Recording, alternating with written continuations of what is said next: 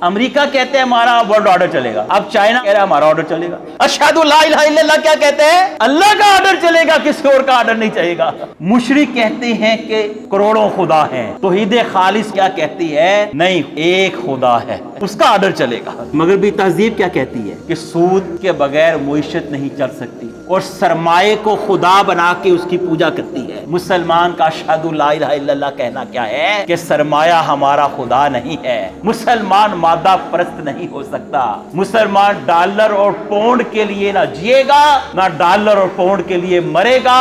مسلمان اعلیٰ برتر معیار زندگی کی دوڑ میں اپنی آخرت سے بے نیاز نہیں ہو سکتا۔ ایک لڑکا اور لڑکی فادر پیدر آزاد زندگی گزارے تو مغربی تہذیب کو کوئی مسئلہ نہیں ہے، لیکن اللہ اس کی اجازت نہیں دیتا۔ اللہ کہتے ہیں جو یہاں پاکیزہ زندگی بسر نہیں کرے گا وہ آخرت کی پاکیزگی سے محروم کر دیا جائے گا۔ یہ لا الہ الا اللہ کا مطلب ہے۔